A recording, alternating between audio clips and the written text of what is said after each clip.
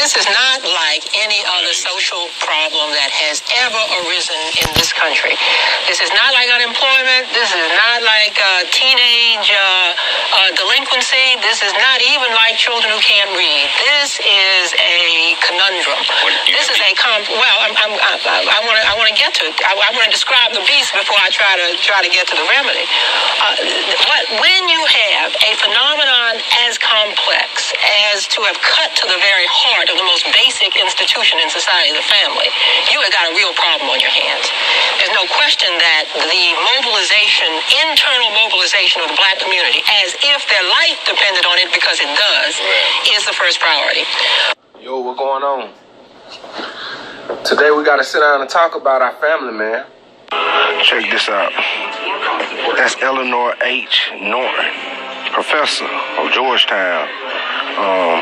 This video was aired January 1986 on CBS, where she was discussing the issues of the vanishing black family, where at that time, single parenthood was 60% amongst African American families, and then they realized it was a problem and it had to be addressed. So in that video, that's what she was discussing, which I'm trying to carry on today in 2022. We should have enough evidence and data for us to measure the progress of our people from then to now. But we've got to understand as well what the context is. The social and moral context goes against what is happening in the United States today. Sex and crime and undisciplined forces surround the black community, do not emanate from it. Comes in through the tube every night. Is piped in 1,000 different ways. So now we need to talk about what she just said. She said the program is piped in through the tube in many other ways.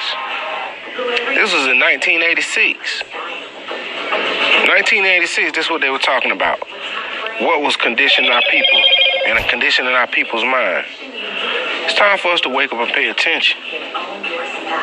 So that the black community is going against the grain, but go against the grain it must. It's got to do that itself. But again, in order to avoid the cynical connotation that this can be done in a self-made fashion without, for example, the jobs for the teenage boys to go to, is to create the possibility of an even worse situation. One thing I think we who prescribe remedies forget, and that is that virtually none of us are truly self-made people. Somewhere you can find something that made a difference.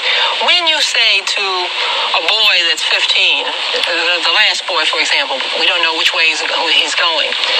If that boy is born of, let us say, a functionally illiterate mother, grows up surrounded by a pathological environment, and we say, hey, go out there and make something of yourself, we are in effect saying, recreate yourself in a way that nobody I personally know has done. I can't just put it all on drugs. I would have to go back to my childhood. When you're raised in an environment where your mother's an alcoholic, where most of the parents in your neighborhood, either prostitutes, pimps, hustlers, players, they become your role models. And in a sense, you can say that we were given permission to do crimes. Because there were times when we may come home with radios, bats, basketball goals, and our folks knew we didn't have the money. They knew that we can get that amount of money from cutting grass. So it was like they would give us this look like, I know you stole it, but don't get caught. And if you get caught, I'm have to do my part by beating you and saying that I tried my best to raise you.